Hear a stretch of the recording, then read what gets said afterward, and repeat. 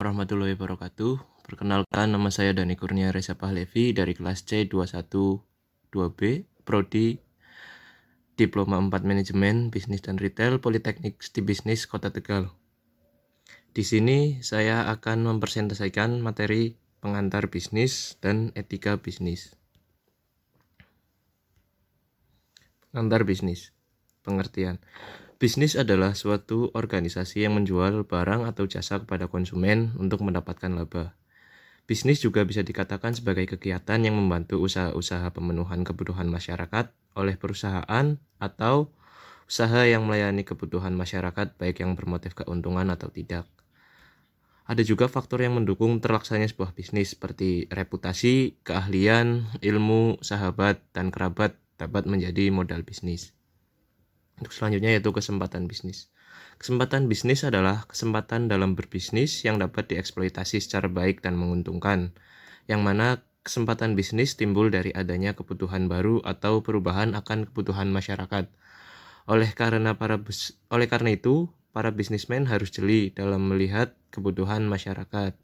Peluang usaha juga bisa dikatakan adalah suatu kesempatan dimanapun tempatnya, kapanpun waktunya, yang dapat digunakan untuk melakukan kegiatan bisnis baik kecil maupun besar untuk mendapatkan penghasilan. Arti kata lain yang berarti kesempatan bisnis dapat dilakukan kapan saja dan di mana saja dalam situasi dan kondisi apapun tergantung masyarakat tersebut. Maka dari itu, para wirausaha harus pandai-pandai dan jeli atau juga mampu membaca situasi dan kondisi dalam masyarakat karena hal ini yang menjadi gambaran daripada kesempatan bisnis. Selanjutnya yaitu hakikat bisnis. Seorang pebisnis harus melihat kebutuhan masyarakat lingkungannya dengan proses identifikasi potensi bisnis, bahkan antisipasi atas pertumbuhan potensi pasar di masa depan. Intinya, pebisnis harus melakukan manajemen terhadap faktor produksi yang tersedia dengan memperhitungkan biaya yang ditanggungnya dalam kegiatan produksi dan menyajikan kepada konsumen atau masyarakat. Hakikat bisnis sebenarnya adalah untuk memenuhi kebutuhan manusia, baik produk maupun jasa yang bermanfaat bagi masyarakat. Seorang pebisnis akan selalu melihat adanya kebutuhan masyarakat dan kemudian mencoba untuk melayani secara baik sehingga masyarakat menjadi puas dan senang. Dari kepuasan masyarakat itulah, si pebisnis akan mendapatkan keuntungan dan pengembangan usahanya. Selanjutnya yaitu mengapa kita harus belajar bisnis. Yang pertama adalah untuk karir di masa depan, membuka bisnis sendiri atau berwirausaha. Mungkin bagi kita semua yang masih bekerja pada suatu instansi akan merasa bosan ketika kita sudah beranjak lebih dewasa atau sudah sedikit menua, karena tenaga sudah tidak seperti waktu muda lagi dan ingin mempunyai bisnis sendiri di mana ada orang yang menjalankannya. Jadi kita harus belajar bisnis agar kita bisa membuka bisnis di masa depan. Untuk yang selanjutnya yaitu pengendalian masalah sosial. Bisnis membuka sebuah lapangan kerja baru untuk masyarakat sekitar. Kita akan jadi lebih berwibawa dalam mengemban tugas hidup di dunia. Membuat dunia menjadi tempat yang lebih baik bagi semua orang, menciptakan kekayaan dan kesejahteraan, kemakmuran dan pilihan pekerjaan. Lebih banyak dikenal orang, mendapat wawasan yang luas, dan bisa belajar dengan orang-orang yang telah sukses sebelum kita. Peranan bisnis sangatlah penting dalam kehidupan masyarakat, karena melalui kegiatan bisnis, suatu perusahaan akan dapat memenuhi setiap kebutuhan dari masyarakat konsumen yang beraneka ragam, sehingga konsumen merasa terpuaskan. Setiap perusahaan yang berkinerja baik dan mampu memberikan layanan yang memuaskan bagi konsumennya, bisnis membuka sebuah lapangan kerja baru untuk masyarakat sekitar. Kita akan jadi lebih berwibawa dalam mengemban tugas hidup di dunia. Selain itu, untuk membuat dunia menjadi tempat yang lebih baik bagi semua orang, menciptakan kekayaan dan kesejahteraan, kemakmuran dan pilihan pekerjaan. Dengan adanya bisnis ini, kita akan mendapatkan beberapa keuntungan yang tidak akan pernah kita duga-duga. Kita juga akan lebih banyak dikenal orang, mendapat wawasan yang luas, dan kita bisa belajar dengan orang yang telah sukses sebelum kita. Selanjutnya adalah tujuan bisnis menurut Peter Drucker.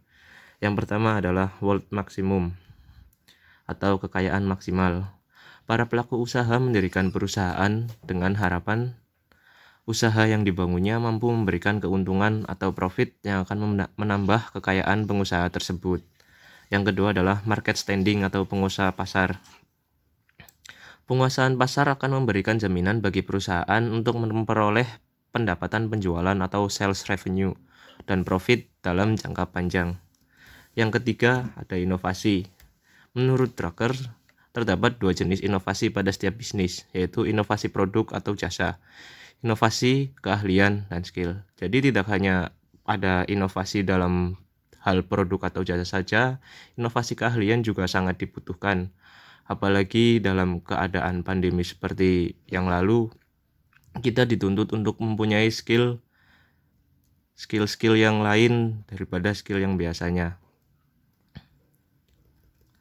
Yang kelima, profitability. Para pelaku bisnis yang memiliki badan usaha memiliki tujuan menghasilkan laba atau keuntungan.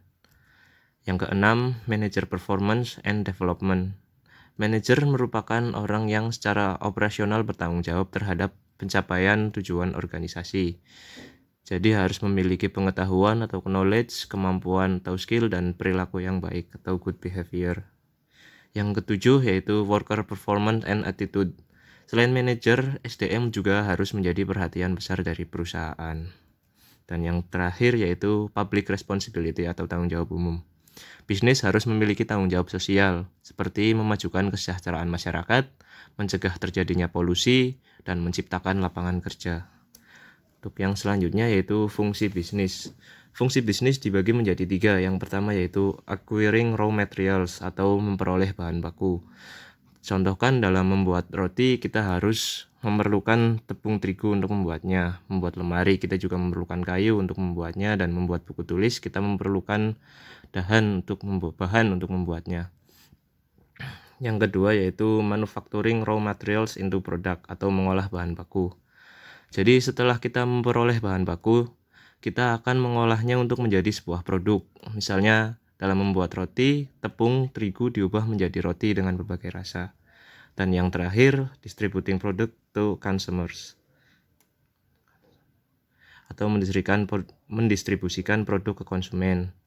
Jadi produk yang dihasilkan itu didistribusikan langsung kepada konsumen.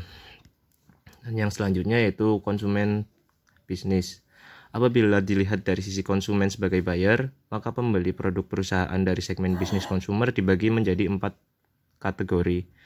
Yang pertama adalah companies that consume, atau perusahaan membeli produk atau jasa untuk dijadikan sebagai bagian dari produk akhir perusahaan, atau original equipment manufacturer atau OEM. Misalnya General Motors atau GM membeli komponen otomotif dari para subkontraktor sesuai dengan spesifikasi yang ditetapkan oleh GM untuk dirakit dalam mobil yang diproduksinya. Yang kedua adalah government agencies atau pemerintah yang merupakan pembeli terbesar produk-produk tertentu yang dihasilkan oleh perusahaan. Misalnya, pemerintah membeli kebutuhan pokok terbesar yang digunakan untuk memenuhi kebutuhan seluruh penduduk Indonesia. Yang ketiga adalah institution. Institusi mencakup berbagai organisasi seperti sekolah, rumah sakit, lembaga keagamaan, sampai organisasi amal. Misalnya, lembaga pendidikan membeli buku, alat tulis, alat praktek kertas, dan rumah sakit membeli produk farmasi dan alat kesehatan. Dan yang terakhir yaitu reseller, berbagai perusahaan yang melakukan pembelian produk dari produsen untuk dijual kembali ke konsumen disebut dengan reseller. Misalnya, PT Putri Daya Usaha menjadi distributor produk mie instan dari PT Indofood Sukses Makmur. Untuk yang selanjutnya yaitu materi etika bisnis. Etika bisnis merupakan studi yang dikhususkan mengenai moral yang benar dan salah. Menurut Bertens, etika bisnis itu lebih luas daripada ketentuan yang diatur oleh undang-undang. Bahkan etika bisnis merupakan standar yang lebih tinggi jika dibandingkan dalam standar minimum ketentuan hukum. Karena dalam kegiatan bisnis, kita sering kali menemukan gray area yang tidak diatur oleh ketentuan hukum. Kenapa bisnis harus beretika?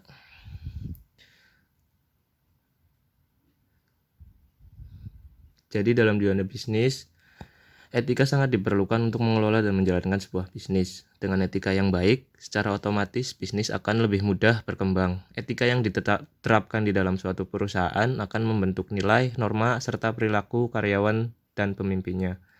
Etika bisnis juga dapat menjadi standar dan pedoman bagi seluruh karyawan termasuk manajemen dan menjadikannya sebagai pedoman untuk melaksanakan pekerjaan sehari-hari dengan dilandasi moral yang luhur, jujur, transparan, dan sikap yang profesional. Dengan adanya etika bisnis, bisnis akan lebih mudah dan terarah dalam upayanya membentuk citra, norma, serta nilai sumber daya manusianya. Menjalankan bisnis dalam etika juga akan menghindari hal-hal yang tidak diinginkan, seperti persaingan bisnis yang tidak sehat, yang berujung merugikan suatu pihak. Mengapa bisnis harus etis? Yang pertama adalah untuk meningkatkan harapan publik. Jadi meningkatnya harapan publik agar perusahaan menjalankan bisnisnya secara etis. Perusahaan yang tidak berhasil dalam menjalankan bisnisnya secara etis akan mengalami sorotan, kritik, bahkan hukuman. Yang kedua yaitu agar perusahaan tidak melakukan tindakan yang membahayakan pemangku kepentingan yang lainnya. Sebagai contoh, pengelolaan tempat pembuangan air atau TPA sampah secara tidak profesional yang dilakukan oleh PD Kebersihan Kota Bandung di wilayah Lui Gajah, Kabupaten Bandung telah mengakibatkan bencana longsornya sampah dengan volume sekitar 20 juta meter kubik yang menimpa perumahan penduduk di sekitarnya sehingga 112 orang meninggal dunia dan kerugian material masyarakat sekitar tempat pembuangan sampah diperkirakan mencapai ratusan juta rupiah. Jadi di sini sebagai pihak yang dirugikan yaitu adalah PD Kebersihan Kota Bandung yang menjadi seperti pihak yang salah. Yang ketiga yaitu penerapan dapat meningkatkan kinerja perusahaan. Penerapan etika bisnis di perusahaan dapat meningkatkan kinerja perusahaan. Sebagai contoh, sebuah studi yang dilakukan DePaul University menunjukkan bahwa terdapat hubungan statistik yang signifikan antara pengendalian perusahaan yang menekankan pada penerapan etika dan perilaku bertanggung jawab di suatu sisi dengan kinerja keuangan yang baik di sisi lain. Dalam kasus lain, penerapan etika bisnis di perusahaan terhadap para manajer dan karyawan perusahaan berupa larangan minum alkohol bagi para pegawai telah menurunkan biaya kesehatan dan meningkatkan produktivitas kerja. Selanjutnya yaitu meningkatkan kualitas hubungan bisnis dengan pelaku bisnis yang lain. Penerapan etika bisnis seperti kejujuran, menepati janji, dan meluak suap dapat meningkatkan kualitas hubungan bisnis di antara dua pihak yang melakukan hubungan bisnis. Hal ini disebabkan oleh meningkatnya kepercayaan di antara pihak-pihak yang terlibat hubungan bisnis terhadap pihak lainnya. Sebaliknya, apabila salah satu pihak tidak dapat dipercaya, maka pihak yang tidak dapat dipercaya ini akan diabaikan oleh mitra bisnisnya, bahkan oleh komunitas bisnis secara umum. Selanjutnya, perusahaan terhindar dari penyalahgunaan karyawan atau pesaing. Agar perusahaan terhindar dari penyalahgunaan yang dilakukan oleh karyawan maupun kompetitor yang bertindak tidak etis, sebagai contoh, kejahatan pencurian uang perusahaan yang dilakukan pemilik dan pimpinan perusahaan merupakan faktor penyebab utama kebangkrutan perusahaan dibanding faktor-faktor lainnya. Demikian pula kegiatan samping yang dilakukan pesaing luar negeri merupakan perilaku tidak etis yang dapat merugikan perusahaan domestik. Selanjutnya yaitu dapat menghindarkan terjadinya pelanggaran hak-hak pekerja oleh pemberi kerja. Penerapan etika bisnis perusahaan secara baik di dalam suatu perusahaan dapat menghindarkan terjadinya pelanggaran hak-hak pekerja oleh pemberi kerja. Contohnya, perusahaan dianggap bertindak tidak etis apabila di dalam perusahaan terjadi diskriminasi besaran gaji yang diakibatkan oleh diskriminasi rasial atau perbedaan warna kulit. Perusahaan juga dianggap berlaku tidak etis apabila perusahaan tidak memberikan kesempatan kemajuan karir yang sama kepada tenaga kerja yang ada di perusahaan hanya karena terdapat perbedaan ras antara pekerja yang satu dengan pekerja yang lainnya. Yang terakhir yaitu mencegah perusahaan memperoleh sanksi hukum karena menjalankan bisnis yang tidak etis. Perusahaan perlu menerapkan etika bisnis dalam menjalankan usahanya untuk mencegah agar perusahaan yang diwakili para pimpinannya tidak memperoleh sanksi hukum karena telah menjalankan bisnis yang tidak etis. Selanjutnya yaitu etika bisnis pada berbagai fungsi perusahaan. Permasalahan etika bisnis yang terjadi di perusahaan bervariasi antara fungsi perusahaan yang satu dan fungsi perusahaan yang lainnya. Hal ini terjadi karena operasi perusahaan sangat terspesialisasi dalam berbagai bidang profesi. sehingga fungsi perusahaan cenderung memiliki masalah etika sendiri. Untuk yang pertama yaitu ada pada etika di bidang akuntansi dan keuangan. Fungsi akuntansi merupakan komponen yang sangat penting bagi perusahaan. Dengan demikian, kejujuran, integritas, dan akurasi dalam melakukan kegiatan akuntansi merupakan syarat mutlak yang harus ditetapkan oleh fungsi akuntansi. Salah satu praktik akuntansi yang dianggap tidak etis, misalnya penyusunan laporan keuangan yang berbeda untuk berbagai pihak yang berbeda dengan tujuan memperoleh keuntungan dari penyusun laporan keuangan seperti itu. Yang kedua yaitu etika di bidang keuangan. Skandal keuangan yang berasal dari pelaksanaan fungsi keuangan yang dijalankan secara tidak etis telah menimbulkan berbagai kerugian bagi para investor.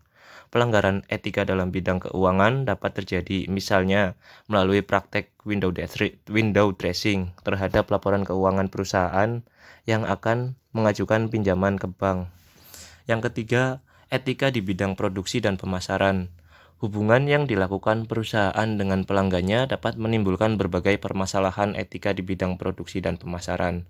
Untuk melindungi konsumen dari perlakuan yang tidak etis yang mungkin dilakukan oleh perusahaan, pemerintah Indonesia telah memperlakukan Undang-Undang Nomor 8 Tahun 1999 tentang Perlindungan Konsumen. Undang-undang ini dijelaskan berbagai perbuatan yang dilarang dilakukan oleh pelaku usaha. Dan yang terakhir yaitu etika di bidang teknologi informasi. Salah satu area yang memiliki pertumbuhan masalah etika paling besar di era 1990-an sampai awal tahun 2000 adalah bidang teknologi informasi. Hal-hal yang dapat memunculkan permasalahan etika dalam bidang ini meliputi serangan terhadap wilayah privasi seseorang, pengumpulan, penyimpanan, dan akses terhadap informasi usaha terutama melalui transaksi e-commerce, perlindungan hak cipta yang menyangkut pembuatan software, musik, dan hak kekayaan intelektual. Selanjutnya, faktor-faktor yang mendorong timbulnya masalah etika bisnis. Yang pertama yaitu mengejar keuntungan dan kepentingan pribadi atau personal gain and selfish interest. Sikap serakah dapat mengakibatkan masalah etika. Perusahaan kadang-kadang memperkerjakan karyawan yang memiliki nilai-nilai pribadi tidak layak. Para pekerja ini akan menempatkan kepentingan untuk memperoleh kekayaan melebihi kepentingan lainnya, meskipun dalam melakukan akumulasi kekayaan tersebut, dia merugikan pekerja lainnya, perusahaan, dan masyarakat. Yang kedua, tekanan persaingan terhadap laba perusahaan atau competitive pressure on profits. Ketika perusahaan berada dalam situasi persaingan yang sangat keras, perusahaan seringkali terlibat dalam berbagai aktivitas bisnis yang tidak etis untuk melindungi tingkat profitabilitas. Berbagai perusahaan makanan dan minuman di Indonesia ditengarai menggunakan bahan berwarna makanan dan minuman yang tidak aman untuk dikonsumsi manusia, tetapi harganya murah agar mereka dapat menekan biaya produksi dan mendapatkan harga jual produk yang rendah. Bahkan industri makanan berani menggunakan formalin yang merupakan bahan pengawet mayat sebagai pengawet makanan. Selanjutnya yaitu pertentangan antara tujuan perusahaan dengan nilai perorangan atau business goal versus personal values. Masalah etika dapat pula muncul pada saat perusahaan hendak mencapai tujuan-tujuan tertentu atau menggunakan metode-metode baru yang tidak dapat diterima oleh para pekerjanya. Lalu yang terakhir yaitu pertentangan etika lintas budaya atau cross-cultural contradiction. Berbagai permasalahan etika seringkali muncul pada saat perusahaan melakukan kegiatan usahanya di berbagai daerah di mana standar etika yang berhubungan dengan budaya daerah yang berbeda dengan budaya daerah asal. Hal ini timbul karena adanya relativisme etis atau ethical relativism, yaitu ketidaksamaan cara pandang terhadap suatu perbuatan sebagai etis atau tidak etis yang terjadi antara masyarakat daerah satu dengan daerah lain atau antar satu agama dengan agama yang lain. Selanjutnya yaitu dalam menciptakan etika bisnis ada beberapa hal yang perlu diperhatikan, antara lain adalah pengendalian diri. Artinya Pelaku-pelaku bisnis mampu mengendalikan diri mereka masing-masing untuk tidak memperoleh apapun dari siapapun dalam bentuk apapun. Di samping itu, pelaku bisnis sendiri tidak mendapatkan keuntungan dengan jalan main curang atau memakan pihak lain dengan menggunakan keuntungan tersebut. Walau keuntungan yang diperoleh merupakan hak bagi pelaku bisnis, tetapi penggunaannya harus memperhatikan kondisi masyarakat sekitarnya. Inilah etika bisnis yang etik. Yang kedua yaitu pengembangan tanggung jawab sosial atau social responsibility. Pelaku bisnis di sini dituntut untuk peduli dengan keadaan masyarakat, bukan hanya dalam bentuk uang dengan jalan memberikan sumbangan, melainkan lebih kompleks lagi. Artinya sebagai contoh, kesempatan yang dimiliki oleh pelaku bisnis untuk menjual pada tingkat harga yang tinggi sewaktu terjadinya excess demand atau harus menjadi perhatian dan kepedulian bagi pelaku bisnis dengan tidak memanfaatkan kesempatan ini untuk meraup keuntungan yang berlipat ganda. Jadi dalam keadaan excess demand, pelaku bisnis harus mampu mengembangkan dan memanifestasikan sikap tanggung jawab terhadap masyarakat sekitarnya.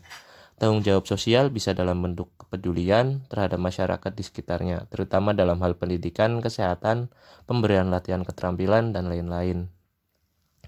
Yang ketiga yaitu mempertahankan jati diri dan tidak mudah terombang-ambing oleh pesatnya perkembangan informasi dan teknologi. Mempertahankan jati diri dan tidak mudah untuk terombang-ambing oleh pesatnya perkembangan informasi dan teknologi adalah suatu usaha untuk menciptakan etika bisnis. Namun demikian, bukan berarti etika bisnis anti perkembangan informasi dan teknologi, tetapi informasi dan teknologi itu harus dimanfaatkan untuk meningkatkan kepedulian bagi golongan yang lemah dan tidak kehilangan budaya yang dimiliki akibat adanya transformasi informasi dan teknologi. Keempat, menciptakan persaingan yang sehat. Persaingan dalam dunia bisnis perlu untuk meningkatkan efisiensi dan kualitas, tetapi persaingan tersebut tidak mematikan yang lemah, dan sebaliknya harus terdapat jalinan yang erat antara pelaku bisnis besar dan golongan menengah ke bawah, sehingga dengan perkembangannya, perusahaan besar mampu memberikan spread effect terhadap perkembangan sekitarnya. Untuk itu, dalam menciptakan persaingan perlu ada kekuatan-kekuatan yang seimbang dalam dunia bisnis tersebut. Yang kelima, menerapkan konsep atau pembangunan berkelanjutan. Dunia bisnis seharusnya tidak memikirkan keuntungan hanya pada saat sekarang, tetapi perlu memikirkan bagaimana dengan keadaan di masa mendatang. Berdasarkan ini, jelas pelaku bisnis dituntut tidak mengeksploitasi lingkungan dan keadaan saat sekarang semaksimal mungkin, tanpa mempertimbangkan lingkungan dan keadaan di masa mendatang, walaupun saat sekarang merupakan kesempatan untuk memperoleh keuntungan besar.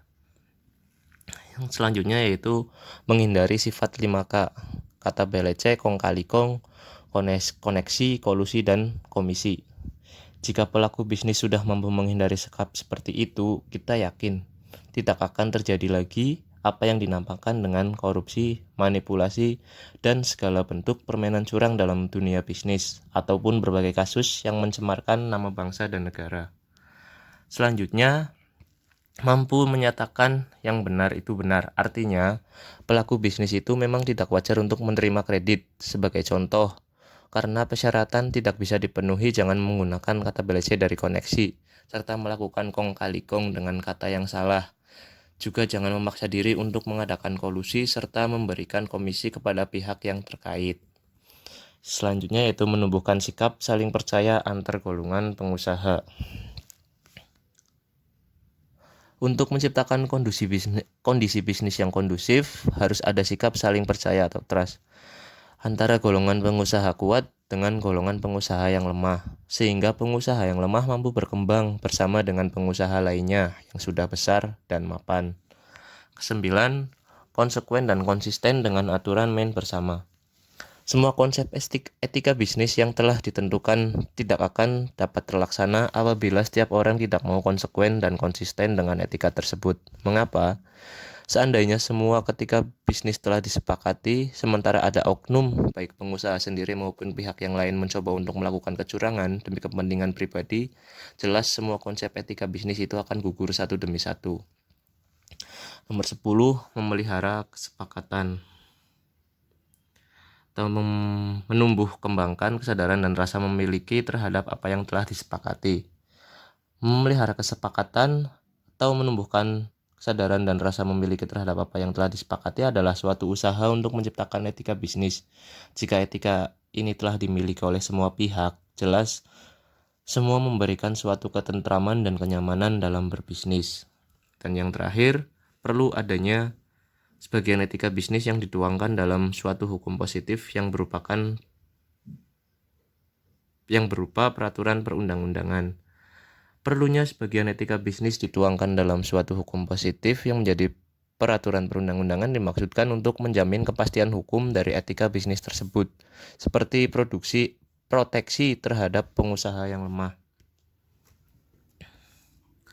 Selanjutnya yaitu etika bisnis memerlukan 3 hal pokok berikut, yaitu produk yang baik, manajemen yang baik, dan memiliki etika.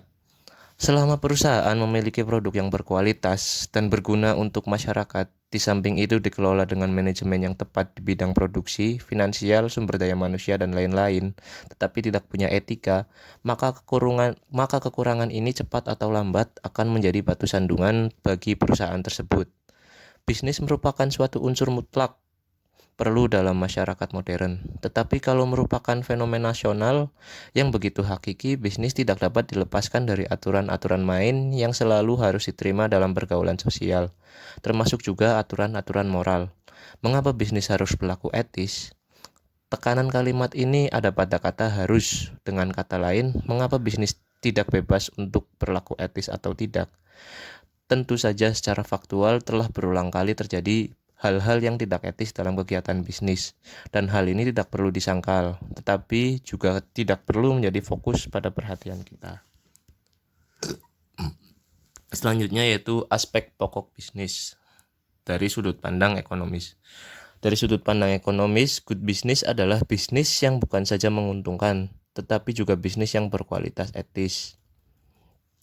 Dalam bisnis, berorientasi pada profit adalah sangatlah wajar, akan tetapi jangan keuntungan yang diperoleh tersebut justru merugikan pihak lain. Yang kedua, sudut pandang moral. Dalam sudut pandang moral, bisnis yang baik adalah baik yang secara moral, perilaku yang baik dalam konteks moral adalah perilaku yang sesuai dengan norma-norma moral. Sedangkan perilaku yang buruk adalah perilaku yang bertentangan dengan atau menyimpang dari norma moral. Kita harus menghormati kepentingan dan hak orang lain, karena menghormati kepentingan dan hak orang lain itu juga perlu dilakukan demi kepentingan bisnis kita sendiri. Dan yang ketiga adalah sudut pandang hukum. Bisa dipastikan bahwa kegiatan bisnis juga terikat dengan hukum. Hukum dagang atau hukum bisnis yang merupakan cabang penting dari ilmu hukum modern. Dan dalam praktek hukum banyak masalah timbul dalam hubungan bisnis, bisa pada taraf internasional maupun nasional seperti etika. Hukum juga merupakan sudut pandang normatif karena menetapkan apa yang harus dilakukan atau tidak boleh dilakukan. Jadi kesimpulannya, etika bisnis perlu dimiliki individu dan perusahaan. Lalu etika bisnis sangat bermanfaat dalam menyelesaikan masalah-masalah bisnis. Etika bisnis juga memiliki sanksi moral. Lalu tanpa etika bisnis, ekonomi juga akan kacau. Etika dalam persaingan bisnis. Ketatnya persaingan bisnis menyebabkan beberapa pelaku bisnisnya kurang memperhatikan etika dalam bisnis dan mempengaruhi tingkat kepercayaan dari elemen-elemen pebisnis. Saling menjaga kepercayaan dalam kerjasama akan berpengaruh besar terhadap reputasi perusahaan tersebut baik dalam lingkup mikro maupun makro. Perilaku tidak etis. Perilaku tidak etis adalah merupakan suatu tindakan dengan sesuatu yang merugikan seseorang atau melanggar norma-norma kesusilaan. Ciri-ciri pelaku tidak etis yaitu tidak ada pengendalian diri, kurangnya pengembangan tanggung jawab sosial, menciptakan persaingan yang tidak sehat, hanya berpikir untuk diri sendiri, tidak merasa memiliki terhadap apa yang telah disepakati, dan tidak jujur. Demikian presentasi dari saya. Jika ada pertanyaan bisa langsung ditanyakan ke alamat email saya yang sudah tertera atau nomor WhatsApp ataupun Instagram. Lebih dan kurangnya saya mohon maaf bila ada salah kata. Akhir kata, Assalamualaikum warahmatullahi wabarakatuh.